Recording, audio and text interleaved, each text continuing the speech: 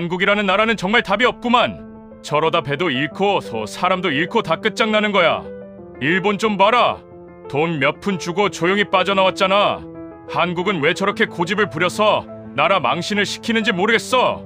이란 혁명수비대가 호르무즈 해협에서 모든 배들을 막아선 순간 한국 선장은 단 한 푼도 낼 수 없다며 정면 돌파를 선택했습니다.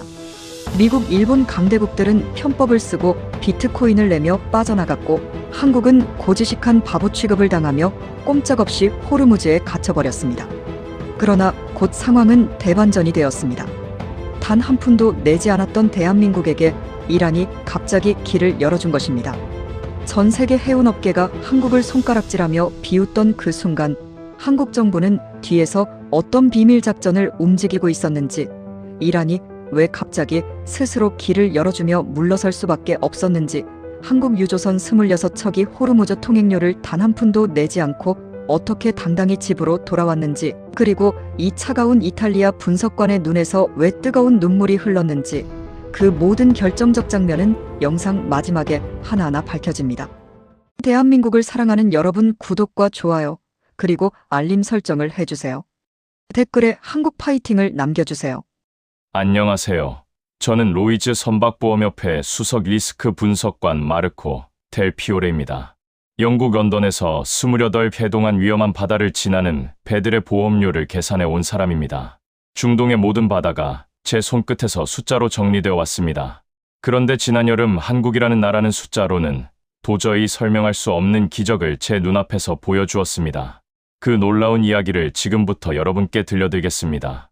지난 여름 저는 런던의 제 사무실에서 한 통의 긴급 전화를 받았습니다. 로이즈 본사 최고위험 평가위원회 의장이 직접 건 전화였고 그의 목소리는 평소와 다르게 바짝 긴장되어 있었습니다. 델 피오레, 지금 즉시 아랍에미리트 푸자이라 항구로 가게. 자네 말고는 이 상황을 정리할 사람이 없어. 페르시아만에서 우리 보험사가 떠안아야 할 손실이 천문학적으로 불어나고 있네. 24시간 안에 현장에 도착해서 보고서를 올리게. 저는 수화기를 내려놓자마자 짐을 챙겼습니다. 지난 28년간 전쟁 지역만 골라다니며 선박 보험료를 산정해 온 제 이력에서 이렇게 다급한 호출은 손에 꼽을 정도였습니다. 이란 혁명수비대가 호르무즈 해협을 완전히 봉쇄하고 전 세계 유조선을 상대로 터무니없는 호르무즈 통행료를 요구하기 시작한 것이 불과 일주일 전이었는데 그 사이에 상황이 감당할 수 없을 만큼 커져버린 것이었습니다. 히드로 공항에서 두바이를 거쳐 푸자이라에 도착하자 숨이 턱 막히는 더위가 저를 맞이했습니다. 섭씨 45도를 넘나드는 땡볕 아래 제가 발을 디딘 곳은 로이즈가 긴급히 마련한 임시 상황실이었습니다. 낡은 창고 건물을 개조한 그 공간에는 전 세계 주요 보험사에서 파견된 분석관들이 이미 모여 있었고 벽면을 가득 채운 모니터에는 페르시아만의 실시간 선박 위치가 붉은 점으로 깜빡이고 있었습니다. 제가 도착하자마자 그리스 선주협회에서 온 오랜 동료 디미트리오스가 시가를 물고 다가왔습니다. 그는 저를 보자마자 피식 웃으며 서늘한 농담을 던졌습니다. 마르코, 자네 여기까지 오느라 고생했는데 볼 것도 없어. 상황은 이미 끝났네. 일본 선사들은 벌써 절반 이상이 빠져나갔고 미국도 뒤에서 조용히 협상 중이야. 문제는 한국이라는 나라인데 저 친구들은 머리가 어떻게 된 모양이야.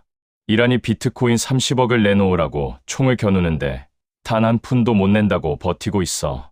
자네 보험 쪽 사람이니까 알겠지. 26척이 한꺼번에 납포되면 그 손실을 누가 감당하나. 저는 모니터 앞에 앉아 데이터를 훑었습니다. 호르무즈 해협은 폭이 33km에 불과한 좁은 물길이지만 전 세계 원유의 20%가 이곳을 지나갑니다. 이 길목이 막히면 유럽의 공장이 멈추고 아시아의 발전소가 꺼지고 전 세계 경제가 도미노처럼 무너지는 구조입니다. 그런데 이란은 바로 그 목줄을 트어쥐고 전 세계를 상대로 해적질을 벌이고 있었고 그 앞에서 유일하게 고개를 숙이지 않은 나라가 바로 한국이었습니다. 저는 노트북을 열고 한국 유조선 26척의 명단을 불러왔습니다. 대산호, 남해호, 부산호 등 태극기를 달고 있는 거대한 철선들이 호르무즈 해협 입구에 빽빽이 정박해 있었고 그 배에는 한국인 선원 173명이 갇혀 있었습니다. 섭씨 50도에 육박하는 페르시아만의 폭염 속에서 엔진이 꺼진 거대한 철제 선체는 그 자체로 거대한 찜통이나 다름없었고 전력이 끊긴 선실에는 에어컨도 환풍기도 돌아가지 않는다는 보고가 올라와 있었습니다. 그 순간 상황시의 대형 스크린에 전 세계 보험사 임원들의 얼굴이 떠올랐습니다. 긴급 화상 컨퍼런스가 시작된 것이었습니다.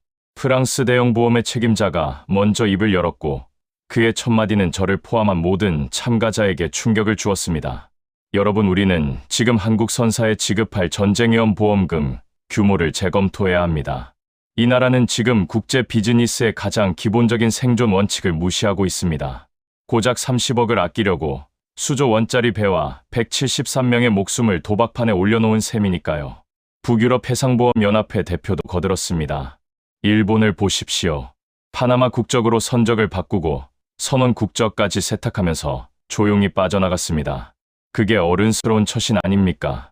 한국은 체면 때문에 나라 전체를 벼랑 끝으로 몰고 있어요. 저는 차분하게 그 논의를 들으며 제 판단을 정리했습니다. 제 28년 경력으로 내린 결론은 명확했습니다. 한국은 며칠 안에 무너질 것이다. 비축유가 바닥나기 전에 이란에 굴복할 것이고 그때는 30억이 아니라 300억을 뜯기게 될 것이다. 이것이 제 차가운 계산이었고 그 자리에 모든 분석관이 같은 결론을 공유하고 있었습니다. 디미트리오스가 제 어깨를 툭 치며 말했습니다. 마르코, 우리가 지금 결정해야 할 건 하나야. 한국 선사 26척에 대한 전쟁위험 보험 지급을 거절할지 아니면 대폭 삭감할지. 자네가 보고서를 어떻게 쓰느냐에 따라 런던 본사의 결정이 갈린다네. 저는 고개를 끄덕였습니다. 모니터 속 붉은 점들은 여전히 호르무즈 해협 입구에서 미동도 하지 않고 있었습니다. 태극기를 단 그 배들이 저에게는 그저 곧 파산할 고집불통 나라의 마지막 안간힘으로밖에 보이지 않았습니다. 그때까지만 해도 저는 몰랐습니다. 저 배들이 움직이지 않는 이유가 단순한 고집이 아니었다는 사실을요. 화상 컨퍼런스가 끝난 뒤 저는 잠시 혼자 있고 싶었습니다. 상황실 옥상으로 올라가자 페르시아만의 후텁지근한 바람이 얼굴을 때렸고 저 멀리 호르무즈 해협 방향으로 수평선 위에 떠있는 선박들의 실루엣이 어스름하게 보였습니다. 저는 목에 걸고 있던 고배율 쌍안경을 들어 천천히 해협 입구를 훑었습니다. 렌즈 너머로 펼쳐진 광경은 제 28년 경력을 통틀어 가장 기이한 장면이었습니다. 한쪽에서는 검은 연기를 뿜어내며 서서히 움직이는 배들이 있었습니다. 저는 선체에 그려진 식별 표식을 꼼꼼히 살폈습니다. 선명하게 보이는 것은 파나마 국기와 라이베리아 국기였지만 저는 그 배들의 진짜 주인을 알고 있었습니다. 28년간 보험료를 산정해온 제 눈은 속일 수 없었습니다. 선체의 도장 방식 선교의 구조 굴뚝에 희미하게 남은 로고의 흔적까지 그 모든 것이 일본 대형 해운사의 배라는 사실을 말해주고 있었습니다. 일본 굴복이 시작된 것이었습니다. 일본 선사들은 이란의 요구가 떨어지자마자 놀라울 만큼 빠르게 움직였습니다. 소유권을 페이퍼 컴퍼니로 이전하고 선적을 파나마와 라이베리아로 바꾸고 일본인 선원을 하선시킨 뒤 필리핀과 인도 선원으로 교체하고 뒤로는 비트코인 지갑에 조용히 30억을 송금했습니다. 그 모든 절차가 단 나흘 만에 끝났고 지금 제 눈앞에서는 그 결과로 일본 배들이 유유히 해협을 빠져나가고 있었습니다. 제 옆으로 디미트리오스가 커피 2잔을 들고 올라왔습니다. 그는 담배 연기를 길게 내뿜으며 말했습니다. 봤지, 마르코. 저게 어른의 세계야. 명분보다 실리, 자존심보다 생존, 그게 국제해운의 법칙 아니겠나. 저는 고개를 끄덕이며 다시 쌍안경을 들어 반대편을 살폈습니다. 그리고 그 순간 제 심장에 한 박자 내려앉았습니다. 해협 입구 가장 위험한 위치, 이란 혁명수비대의 고속정이 가장 가까이 접근해 있는 그 지점에 태극기를 단 거대한 철선들이 미동도 없이 정박해 있었습니다. 한국 유조선 26척이었습니다. 일본 배들이 옆을 지나가며 비웃듬 물살을 일으키고 있는데도 한국 배들은 단 한 척도 움직이지 않았습니다. 엔진을 꺼버린 그 거대한 몸체가 마치 바다에 뿌리를 내린 바위처럼 그 자리를 지키고 있었습니다. 저는 다시 상황실로 내려왔습니다.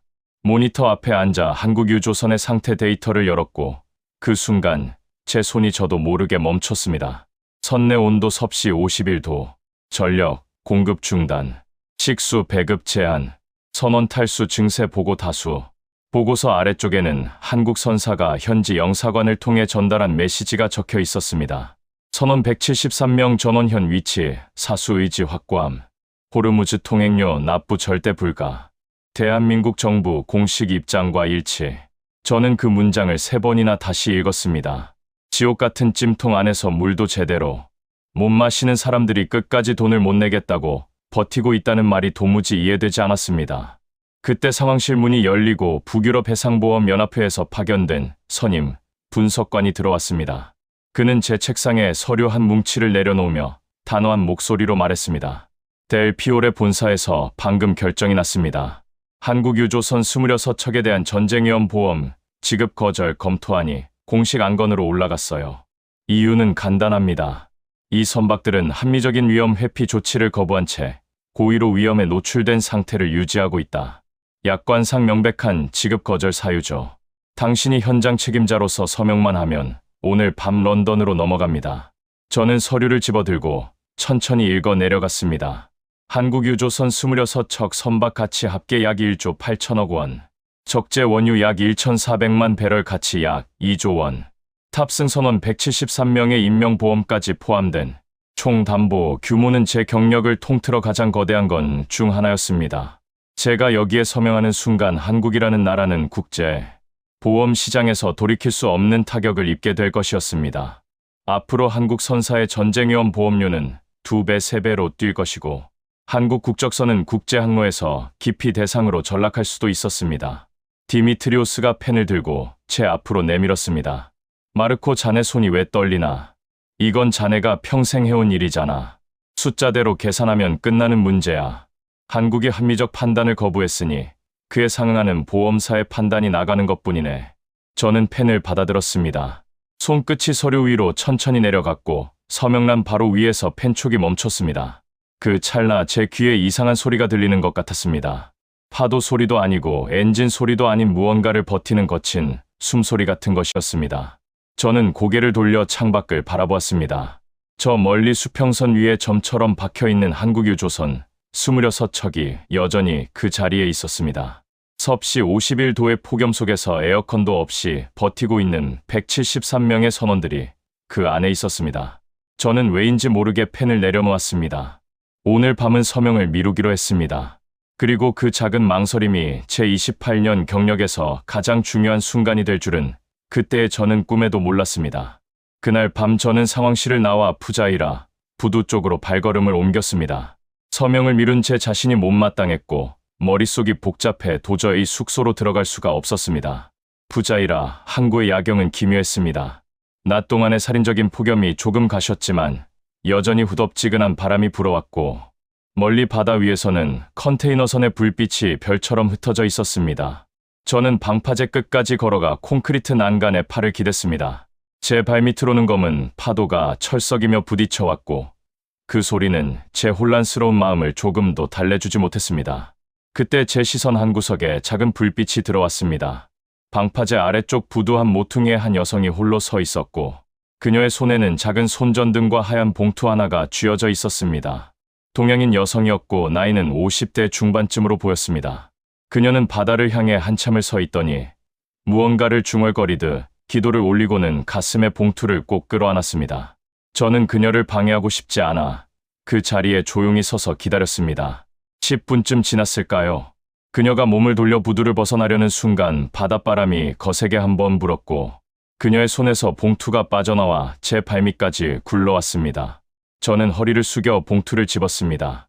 그녀에게 돌려주려 몸을 일으켰지만 이미 그녀는 어둠 속으로 멀어진 뒤였습니다. 저는 봉투를 들고 그녀가 사라진 방향으로 몇 걸음 따라갔지만 부자이라의 좁은 골목은 금세 그녀를 삼켜버렸습니다. 어쩔 수 없이 저는 봉투를 들고 부두의 가로등 아래로 돌아왔습니다. 봉투 겉면에는 한글로 주소가 적혀 있었고 제가 아는 글자는 하나도 없었지만 수신인 칸맨 아래의 영문으로 선박명이 병기되어 있었습니다. 대산호 기관장 앞. 대산호 그 이름을 보는 순간 저는 숨이 멎는 것 같았습니다. 오늘 낮 제 책상에 올라왔던 한국 유조선 26척 명단의 맨 위에 있던 바로 그 배였습니다. 저는 주인을 찾아주기 위해서라도 내용을 확인해야겠다는 핑계를 스스로에게 대며 봉투를 조심스럽게 열었습니다. 안에는 접힌 편지지 2장과 빛바랜 흑백 사진 2장이 들어 있었습니다. 첫 번째 사진은 하얀 간호사 복장을 입은 젊은 여성이 서양인 환자의 침대 옆에 서 있는 장면이었습니다. 사진 뒷면에는 한글과 함께 서툰 영문이 적혀 있었습니다. 1972년 서독에센 광산병원 근무 당시 그 아래에는 여성의 이름이 적혀 있었고 제가 알아볼 수 있는 것은 출생연도 1945년이라는 숫자뿐이었습니다. 두 번째 사진은 더 충격적이었습니다. 사막 한가운데 공사 현장에서 용접 마스크를 벗고 환하게 웃고 있는 중년 남성의 모습이었습니다. 그의 손에는 용접봉이 쥐어져 있었고 뒤로는 거대한 송유관 파이프가 늘어서 있었습니다. 사진 뒷면에는 1976년 사우디아라비아 주바일 항만 공사 현장이라는 글자가 적혀 있었습니다. 저는 그 사진을 한참 들여다보았습니다. 섭씨 50도가 넘는 사막 한복판에서 펄펄 끓는 철제 파이프를 맨손으로 다루던 시대의 얼굴이었습니다. 편지의 내용은 제가 읽을 수 없었지만 편지지 한 귀퉁이에 누군가가 영문으로 번역해 둔 몇 줄이 있었습니다. 아마도 선원 가족들이 국제 우편으로 보내기 위해 공통 양식으로 준비해 둔 것 같았습니다. 그 영문 번역에는 이렇게 적혀 있었습니다.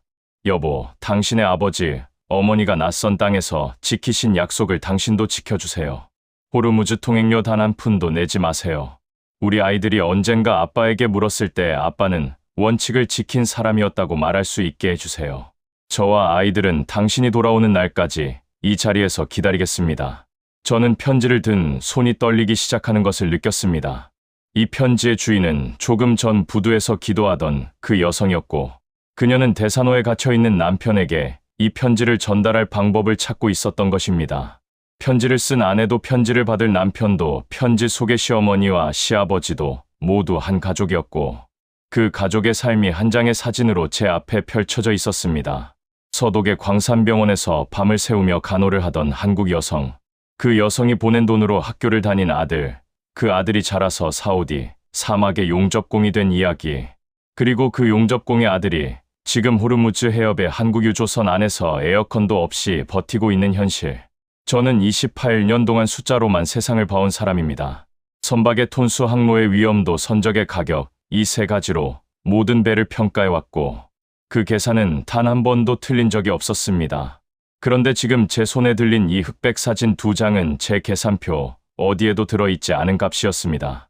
사막에서 흘린 땀에 무게 광산병원의 밤샘 근무가 만들어낸 외화의 무게, 그리고 그 무게가 세대를 넘어 전해 내려온 약속의 무게, 일본 선사들이 국적을 바꾸고 선원을 갈아치우며 도망친 그 자리에서 한국 유조선 26척이 꿈쩍도 하지 않는 이유가 바로 이것이었습니다. 그들은 돈을 지키는 것이 아니라 아버지들의 약속을 지키고 있었던 것입니다. 저는 편지를 가슴에 품고 한참을 부두에 서 있었습니다.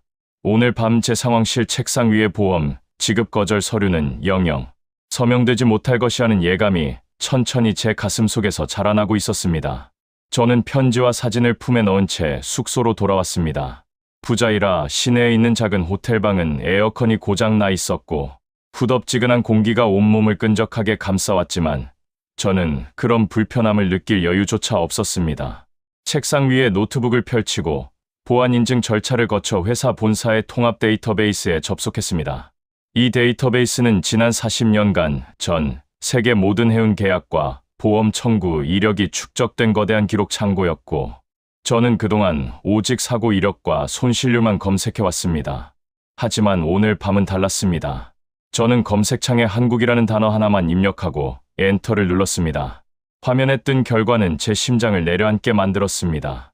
지난 40년간 한국 선사가 체결한 국제해운 계약 총이 2만 3천여 건, 그중 계약 불이행으로 보험금이 청구된 건수는 놀랍게도 단 0건이었습니다. 저는 제 눈을 의심하며 필터를 다시 걸었습니다. 혹시 시스템 오류가 아닐까 싶어 10년 단위로 끊어서 조회해보았지만 결과는 동일했습니다.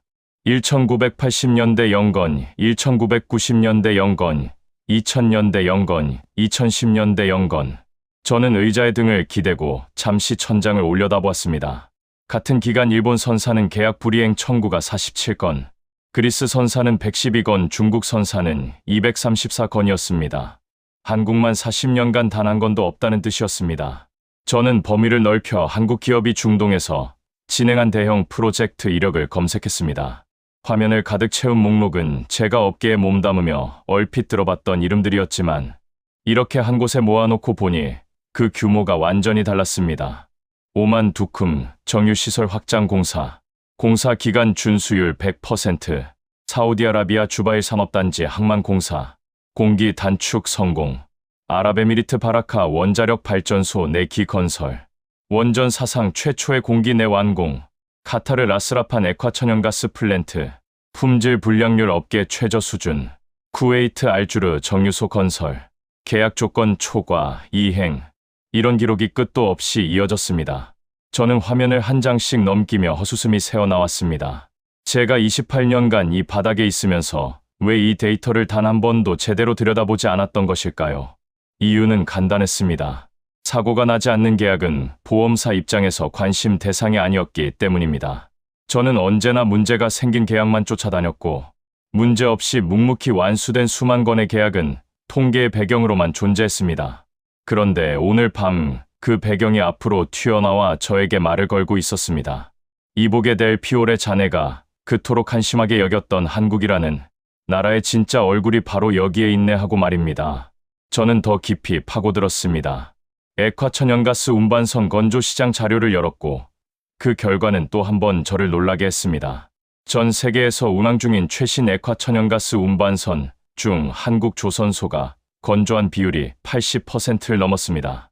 이 배들은 섭씨 영하 163도의 극저온 액화가스를 싣고 수만 킬로미터를 항해하는 초고난도 선박이었고 극저온 화물창의 누출 사고율은 한국 조선소 건조 선박이 세계 최저였습니다. 저는 기록을 계속 뒤졌고 또 하나의 사실에 시선이 멈췄습니다. 호르무즈 해협을 통과하는 액화천연가스 운반선의 절반 이상이 한국에서 만들어진 배였습니다. 지금 이란이 총을 겨누고 있는 그 바다 위의 거대한 철선들, 상당수가 사실은 한국의 손으로 태어난 자식 같은 배였다는 뜻이었습니다. 저는 자리에서 일어나 방 안을 천천히 걸었습니다. 머릿속에서 퍼즐이 빠르게 맞춰지고 있었습니다. 한국이 왜 호르무즈 통행료 납부를 거부하면서도 그토록 침착할 수 있었는지, 그 이유가 조금씩 윤곽을 드러내기 시작했던 것입니다. 40년간 계약한 건도 어긴 적 없는 나라, 중동 주요국 국가 기간 산업의 절반을 손으로 직접 세운 나라, 액화천연가스 운반선의 세계 표준을 만들어낸 나라, 이런 나라가 이란 앞에서 고개를 숙이지 않는다는 것은 단순한 고집이 아니라 철저한 계산이었습니다. 그들은 자신들이 중동 국가들에게 얼마나 중요한 존재인지 알고 있었고, 그 무형의 자산이 이란의 비트코인 요구보다 훨씬 더 큰 무게를 가진다는 사실을 이미 간파하고 있었던 것입니다. 저는 다시 의자에 앉아 턱을 괴고 화면을 응시했습니다.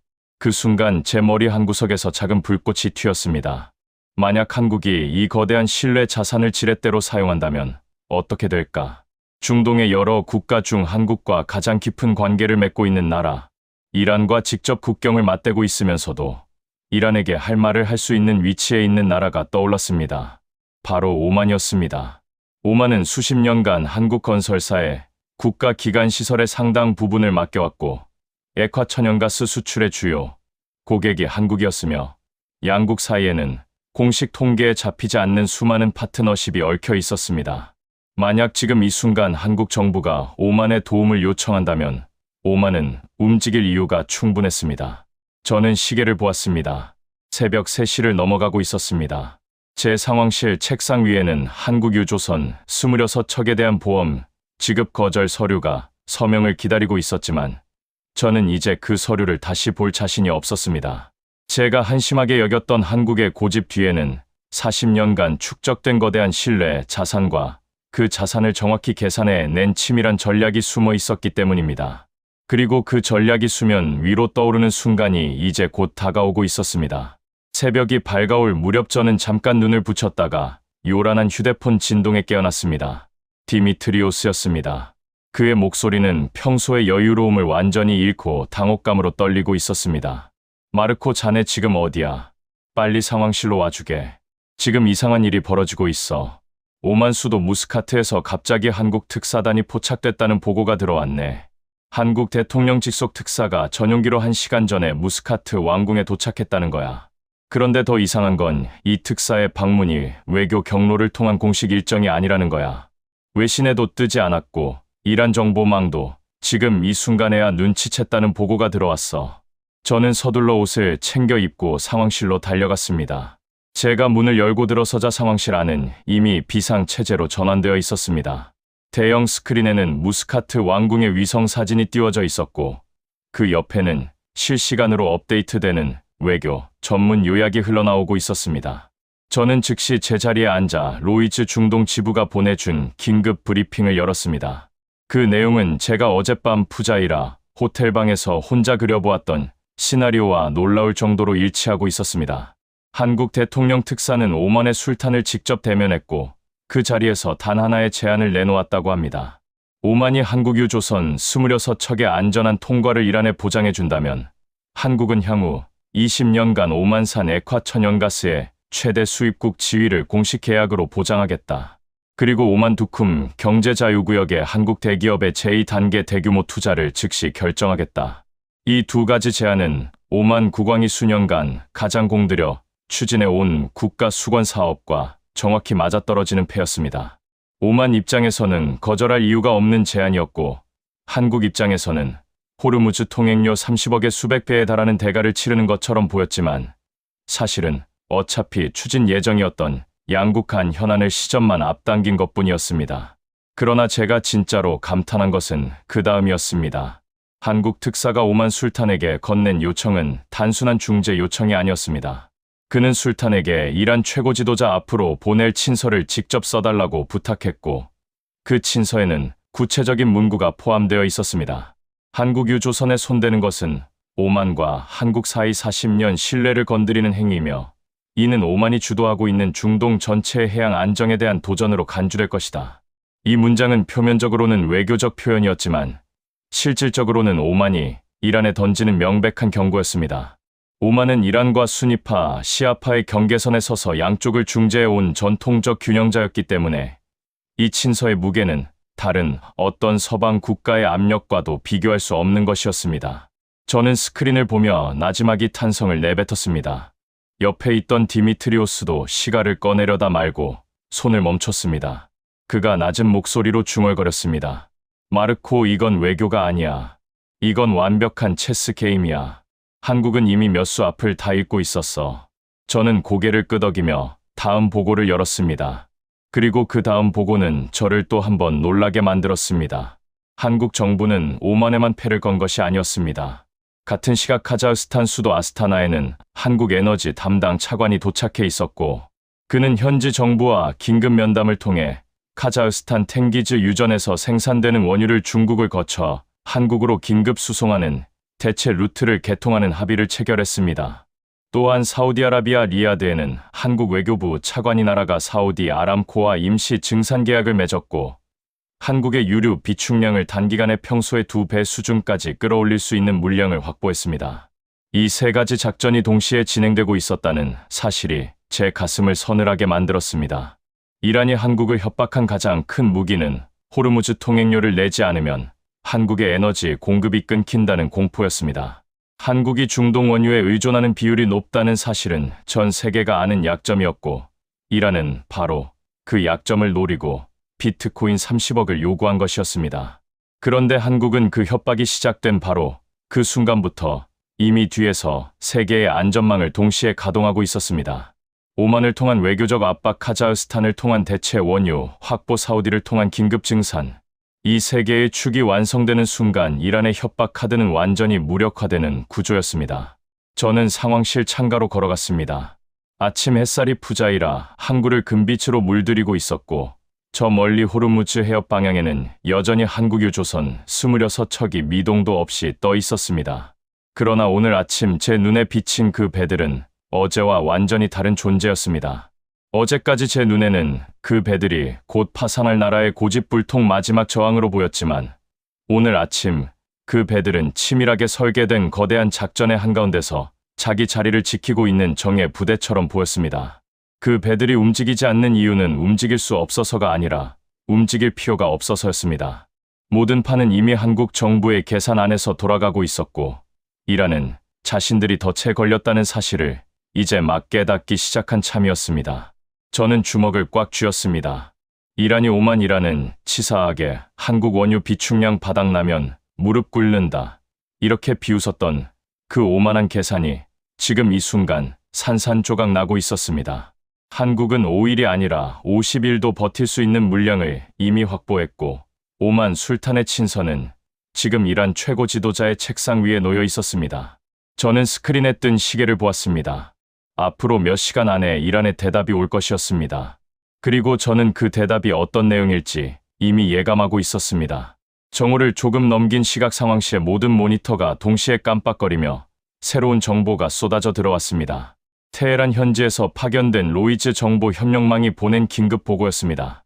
이란 외무부 청사 앞에 검은 세단 여러 대가 급하게 도착했고, 혁명수비대 사령부와 외무부, 그리고 최고 지도자실 관계자들이 비상회의를 위해 모여들었다는 내용이었습니다. 저는 그 보고를 읽으며 의자 등받이에 깊숙이 기대앉았습니다. 오만 술탄의 친서가 드디어 이란 최고 지도자의 책상 위에 도달한 것이었고, 그 친서의 파장이 테헤란 권력 중심부를 뒤흔들기 시작한 것이었습니다. 상황실 안의 공기가 완전히 바뀌었습니다. 어제까지만 해도 한국을 향해 피식거리며 조롱하던 보험사 분석관들이 이제는 입을 다물고 스크린을 응시하고 있었고, 누구도 섣부른 농담을 던지지 못하는 분위기가 되었습니다. 프랑스 대형 보험사에서 온 책임자가 먼저 침묵을 깼습니다. 여러분, 상황이 우리 예상과 완전히 다른 방향으로 가고 있습니다. 우리는 지금 한국유조선 보험 지급 거절 검토안을 전면 재검토해야 할지도 모릅니다. 북유럽 해상보험연합회의 선임 분석관도 고개를 끄덕이며 동조했습니다. 저도 어젯밤 본사에 보낸 보고서를 오늘 오전에 철회했습니다. 지금 이 상황에서 그 서류가 통과되면 우리 회사가 국제적 망신을 당할 수 있습니다. 저는 그들의 대화를 들으며 제 노트북 화면을 다시 열었습니다.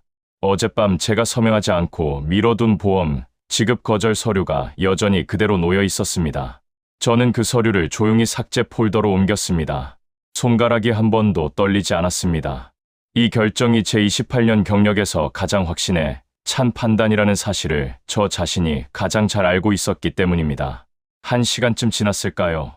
이란 측에서 공식 입장이 흘러나오기 시작했습니다. 그런데 그 발표 내용이 참으로 묘했습니다.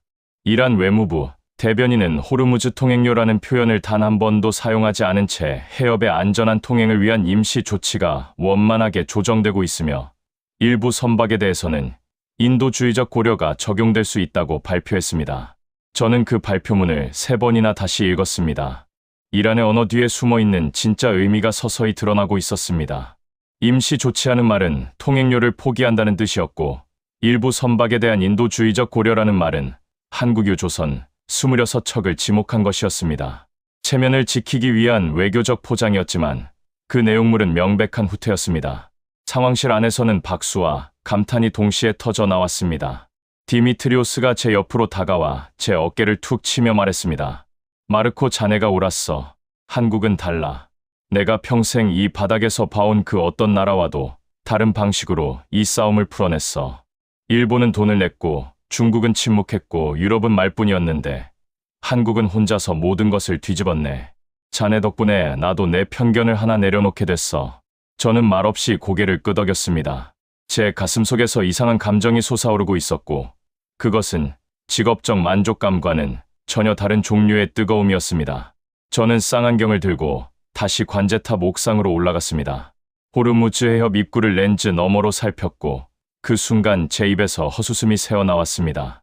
불과 어제까지만 해도 한국유조선 주위를 상어 때처럼 맴돌며 위협 기동을 하던 이란 혁명수비대 고속정들이 오늘은 완전히 다른 모습이었습니다. 고속정들은 한국유조선에서 거리를 두고 멀찍이 물러나 있었고, 오히려 그들의 움직임은 한국 배들을 위한 안전 거리를 확보해 주는 것처럼 보였습니다. 어제까지 그 서슬 퍼런 경고 방송을 쏟아내던 무전기 채널 16번에서는 이제 조용한 정적만이 흐르고 있었습니다. 제 시선이 그 옆으로 지나가는 다른 배들에게로 향했습니다. 일본 선사의 배들이었습니다. 일본 굴복의 대가로 파나마 국기와 라이베리아 국기를 단체 국적을 세탁하고 비트코인 30억을 송금한 뒤에야 겨우 해협을 빠져나간 그 배들이 지금 제 눈앞을 지나가고 있었습니다. 그러나 오늘 그 배들은 결코 떳떳해 보이지 않았습니다. 자신의 국기를 내리고 자신의 이름을 지우고 뒷돈을 찔러주며 도망친 그 배들과 태극기를 당당하게 꽂은 채 단 한 푼도 내지 않고 버티고 있는 한국 유조선이 같은 바다 위에 나란히 떠 있는 광경은 제 28년 경력에서 가장 극명한 대비였습니다. 한쪽은 살아남기 위해 자신을 버렸고 한쪽은 자신을 지키기 위해 죽음을 각오했습니다.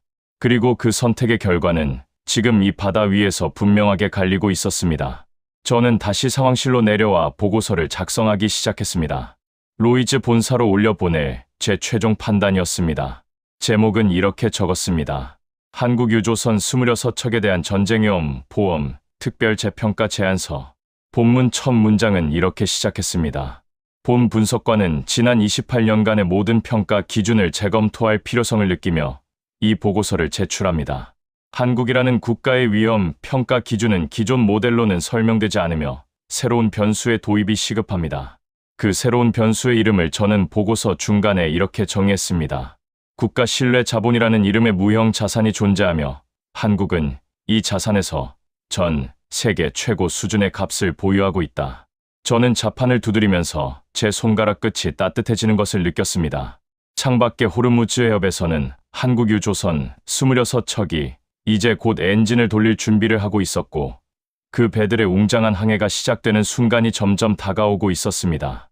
저는 보고서 작성을 잠시 멈추고 창가로 다가갔습니다. 그리고 제 평생 처음으로 태극기라는 깃발이 얼마나 강한 의미를 가진 상징인지 온몸으로 느끼기 시작했습니다. 그날 저녁 무렵 제 휴대폰이 울렸습니다. 상황실에서 걸려온 긴급 호출이었습니다. 저는 막 푸자이라 부두로 나가 바닷바람을 쐬며 생각을 정리하던 중이었는데 수화기 너머 디미트리오스의 목소리는 흥분을 감추지 못하고 있었습니다. 마르코, 지금 당장 부두 끝으로 가게. 한국 유조선이 움직이기 시작했어. 선두에 선 데사노가 방금 엔진 시동을 걸었고 나머지 25척도 차례대로 엔진을 돌리고 있어. 이 장면은 자네가 현장에서 직접 봐야 할 역사적인 순간이야. 저는 전화를 끊자마자 부두 가장 끝쪽 전망대로 달려갔습니다. 제가 전망대 난간에 도착했을 때 태양은 이미 페르시아만의 수평선 너머로 붉게 기울고 있었습니다. 그리고 그 붉은 노을을 배경으로 거대한 실루엣 하나가 서서히 움직이고 있었습니다. 데사노였습니다. 총톤수 30만 톤에 달하는 초대형 원유 운반선이 이틀간의 침묵을 깨고 드디어 엔진의 웅장한 진동음을 바다에 퍼뜨리기 시작한 것이었습니다. 그 뒤를 이어 남해오, 부산호, 울산호, 거제호 순서로 한국 유조선이 한 척씩 긴 대열을 이루며 호르무즈 해협을 향해 천천히 전진하기 시작했습니다. 26척의 거대한 철선이 일제히 같은 방향으로 움직이는 그 광경은 마치 거대한 함대의 개선 행진처럼 장엄했습니다. 저는 쌍안경을 들어 선두의 데사노를 다시 한번 확인했습니다. 그리고 그 순간 제 숨이 멈췄습니다. 선교 위에 걸려있는 태극기가 바닷바람을 받아 힘차게 펄럭이고 있었던 것입니다. 파나마 국기로 바꾸지도 않았고 라이베리아 국기로 위장하지도 않았고 오로지 태극기만을 선명하게 달고 있는 그 거대한 철선이 이란 혁명 수비대의 감시 구역 한복판을 뚫고 나가고 있었습니다. 어제까지 상어 떼처럼 몰려들던 이란 고속정들은 이제 먼발치로 물러나 길을 터주고 있었고 오히려 한국 유조선의 안전한 항행을 보장해주는 호위대처럼 보일 정도였습니다. 단 한 푼의 호르무즈 통행료도 내지 않고 단 한 번의 타협도 없이 대한민국이라는 나라는 이 바다를 정면으로 가르며 집으로 돌아가고 있었습니다. 저는 전망대 난간을 두 손으로 꽉 움켜쥐었습니다. 제 손끝이 떨리고 있었고 저는 그 떨림이 단순한 감동이 아니라는 것을 알았습니다. 그것은 28년간 숫자로만 세상을 봐온 한 늙은 분석관이 처음으로 숫자 너머의 진실을 목격한 사람에게 찾아오는 종류의 전율이었습니다. 바로 그때 제 뒤쪽에서 누군가의 목소리가 들려왔습니다. 이탈리아 억양이 섞인 영어로 실례합니다. 혹시 어젯밤 여기서 편지를 주우신 분이 맞나요라고 묻는 조심스러운 목소리였습니다. 저는 고개를 돌렸고 그 자리에 어젯밤 방파제 아래에서 기도하던 동양인 여성이 서 있었습니다. 데사노 기관장의 아내 정미자 씨였습니다. 그녀는 제가 가슴에 품고 있던 편지를 알아보고 수줍게 고개를 숙였습니다. 저는 편지와 흑백 사진을 조심스럽게 그녀에게 돌려주었고 그녀는 그것을 두 손으로 받아들며 눈물을 글썽였습니다. 부끄러운 편지인데 외국인 분께서 보셨을 생각을 하니 죄송한 마음입니다라고 그녀가 말했습니다. 저는 고개를 저었습니다. 아닙니다, 부인. 저는 이 편지 덕분에 제 인생에서 가장 중요한 깨달음을 얻었습니다. 저 배가 왜 움직이지 않았는지 그 이유를 저는 이 편지를 읽고서야 비로소 이해했습니다. 부디 저에게 한 가지만 여쭤봐도 되겠습니까? 이 사진 속 아버님께서는 지금 어디에 계신가요? 정미자 씨는 멀리 바다를 바라보며 조용히 대답했습니다. 제 시아버님께서는 1980년 사우디 주바일 공사 현장에서 돌아가셨습니다. 한여름 낮 기온이 50도를 넘는 현장에서 용접 작업 중에 쓰러지셨고 그 길로 다시는 일어나지 못하셨습니다. 시어머님은 독일에서 간호사로 일하시다가 시아버님이 돌아가신 뒤 귀국하셨고 제 남편을 홀로 키우셨습니다. 시아버님께서는 돌아가시기 전에 마지막으로 이런 말씀을 남기셨다고 합니다. 사람이 약속한 것은 목숨보다 귀하다. 한 번 한다고 한 일은 죽어도 끝까지 해라. 제 남편은 그 말씀을 가슴에 새기고 자랐고 지금 저 배에서 그 유언을 지키고 있는 것뿐입니다. 저는 정미자 씨의 그 나지막한 목소리를 들으며 가슴 한가운데가 서서히 뜨거워지는 것을 느꼈습니다. 약속은 목숨보다 귀하다는 그 한마디가 제 28년 경력의 모든 계산법을 순식간에 무너뜨리고 있었습니다. 저는 깨달았습니다. 한국 유조선 26척이 버틴 것은 한국 정부의 외교 전략 때문도 아니고 오만 국왕의 친서 때문도 아니고 한국 기업의 신뢰 자산 때문도 아니었습니다. 그 모든 거대한 구조의 가장 깊은 밑바닥에는 사막에서 쓰러진 한 용접공 아버지의 유언이 있었고 광산병원에서 밤을 새운 간호사 어머니의 기도가 있었고 그 유언과 기도를 자기 아들에게 그리고 손자에게 세대를 넘어 전해 내려준 조용한 헌신이 있었던 것입니다. 저 멀리 호르무즈 해협 한가운데를 당당하게 가르고 있는 태극기들이 더 이상 단순한 깃발로 보이지 않았습니다. 저것은 파독 광부와 파독 간호사의 흰 가운이었고 중동 사막에서 용접봉을 쥐었던 아버지들의 장갑이었고 구로공단의 밤을 밝히던 어머니들의 재봉틀이었고 그 모든 땀과 눈물이 뭉쳐 만들어낸 대한민국이라는 나라의 얼굴 그 자체였습니다. 저는 정미자 씨 옆에서 함께 바다를 바라보며 조용히 경례를 올렸습니다. 저의 28년 경력에서 한 번도 해본 적 없는 행동이었지만 그 순간 제 오른손은 저도 모르게 이마 옆으로 올라가 있었고 제 시야는 뿌옇게 흐려지고 있었습니다. 태극기를 단 26척의 배가 붉은 노을을 뚫고 동쪽 바다로 유유히 사라지고 있었고 저는 그 자리에 서서 그들의 항해가 수평선 너머로 완전히 사라질 때까지 한 발자국도 움직일 수 없었습니다. 그로부터 2달 뒤 저는 런던 로이즈 본사 최상층 대회의실의 연단 위에 서 있었습니다. 제 앞에는 전 세계 주요 보험사 최고위 임원 200여 명이 자리하고 있었고 그들의 시선은 모두 저에게 집중되어 있었습니다. 이 자리는 로이즈가 창립 이래 거의 열지 않았던 특별 세션이었고 이번 호르무즈 해협 사태를 계기로 전 세계 전쟁위험 보험의 기준을 전면 재설정하기 위한 역사적인 회의였습니다. 저는 연단 위에서 심호흡을 크게 한번 하고 준비한 보고서를 펼쳤습니다. 이 보고서의 제목은 이렇게 적혀 있었습니다. 한국 유조선 26척 사례가 국제해상보험 산업에 던진 근본적 질문. 저는 마이크를 조심스럽게 잡고 첫 마디를 꺼냈습니다.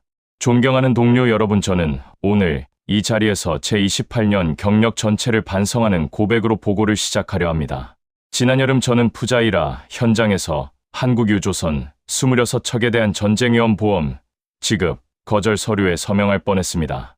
그 서류가 통과되었다면 로이즈는 향후 수십 년간 씻을 수 없는 오점을 남겼을 것이고 저 역시 제 경력의 마지막을 치욕으로 마감했을 것입니다. 다행히 저는 서명하지 않았고 그 덕분에 오늘 이 자리에서 여러분께 완전히 새로운 분석을 공유할 수 있게 되었습니다. 회의실 안은 쥐 죽은 듯 조용했습니다. 저는 스크린에 첫 번째 슬라이드를 띄웠습니다. 한국 유조선 26척 전쟁위험 보험료 재산정 결과 최종 판정 세계 최저 위험 등급. 회의장 여기저기서 낮은 탄성이 새어나왔습니다. 호르무즈 해협이라는 세계에서 가장 위험한 해역을 통과한 선박들에게 세계 최저 위험 등급을 부여한다는 판정은 전통적인 보험 산출 공식으로는 도저히 나올 수 없는 결론이었기 때문입니다.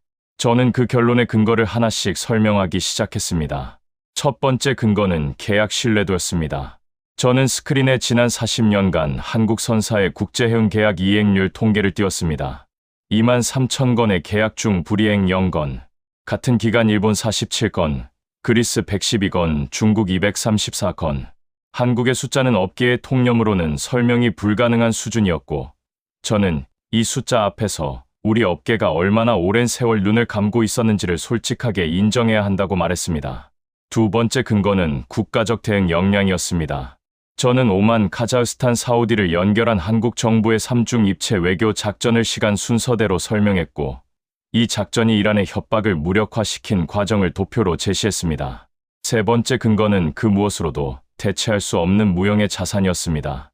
저는 이 세 번째 근거를 설명하기 위해 스크린에 마지막 슬라이드를 띄웠습니다. 그 슬라이드에는 제가 푸자이라 부두에서 받았던 그 흑백 사진 2장이 확대되어 나타났습니다. 왼쪽에는 1972년 서독 에센 광산병원에서 근무하던 한국인 간호사의 사진이 있었고, 오른쪽에는 1976년 사우디 주바일 항만 공사 현장의 한국인 용접공 사진이 있었습니다. 회의장 안에서 누군가가 숨을 들이켜는 소리가 분명하게 들렸습니다. 저는 2장의 사진을 가리키며 조용히 말을 이었습니다. 여러분, 이 두 사람이 오늘의 한국을 만들었습니다. 이 간호사 어머니는 독일의 차가운 광산병원에서 밤을 새우며 조국으로 외화를 보냈고, 이 용접공 아버지는 사우디의 뜨거운 사막에서 섭씨 50도의 철 파이프를 맨손으로 잡았습니다. 그리고 이 용접공 아버지는 1980년 주바일 현장에서 쓰러져 다시는 조국으로 돌아가지 못했습니다. 그가 죽기 전 아들에게 남긴 유언은 단 한 줄이었습니다. 사람이 약속한 것은 목숨보다 귀하다. 그 아들이 자라서 지금 호르무즈 해협의 한국유조선 대산호의 기관장이 되었고, 그는 아버지의 유언을 지키기 위해 섭씨 51도의 찜통 같은 선실에서 에어컨 응결수를 받아 마시며 버텼습니다. 한국이 호르무즈 통행료를 거부한 진짜 이유는 돈이 아까워서가 아니었습니다. 이 아버지의 유언을 지키기 위해서였습니다. 회의장 전체가 숨을 멈춘 듯 고요했습니다. 저는 떨리는 목소리를 가다듬고 마지막 문장을 이어갔습니다. 존경하는 동료 여러분, 우리는 그동안 국가를 선박 톤수와 항로 위험도와 선적 가격이라는 세 가지 변수로만 평가해왔습니다. 그러나 한국은 우리에게 네 번째 변수가 존재한다는 사실을 가르쳐 주었습니다. 그것은 세대를 넘어 지켜낸 약속의 무게이며, 저는 이 변수를 국가 신뢰 자본이라고 명명하고자 합니다. 일본 굴복이 국제사회에 보여준 것은 단기 생존의 기술이었고, 한국의 저항이 보여준 것은 장기 신뢰의 본질이었습니다. 그리고 보험이라는 산업은 본질적으로 장기 신뢰를 거래하는 산업이기에 우리는 지금 이 순간 한국이라는 나라 앞에서 우리의 평가 모델을 근본부터 다시 써야 합니다. 제가 보고를 마치자 회의장 전체에 짧은 정적이 흘렀고, 그 다음 누군가 자리에서 일어나 박수를 치기 시작했습니다. 그 박수는 순식간에 옆자리로 번졌고, 곧 200여 명의 임원 전원이 자리에서 일어나 기립박수를 보냈습니다. 저는 연단 위에서 그 박수를 받으며 고개를 깊이 숙였습니다. 제가 숙인 고개는 로이즈 임원들을 향한 인사가 아니었습니다. 부자이라 부두에서 제게 편지를 건네준 정미자 씨를 향한 인사였고, 섭씨 51도의 선실에서 버틴 한국인 선원 173명을 향한 인사였고, 사막에서 쓰러진 용접공 아버지와 광산병원의 간호사 어머니를 향한 인사였습니다. 저는 그날 그 연단 위에서 제28년 경력이 드디어 완성되었음을 느꼈습니다. 저는 이제 한국이라는 나라의 영원한 팬이 되었고, 제 남은 생 동안 이 나라의 항해를 축복하며 살아가기로 마음먹었습니다. 대한민국 당신들은 제 인생에서 가장 위대한 스승이었습니다. 이 이야기가 여러분의 가슴을 뛰게 했다면 나의 사랑하는 형제들에게도 이 이야기를 전해주세요. 구독과 좋아요, 그리고 알림 설정으로 다음 여정도 함께 해주시면 감사하겠습니다.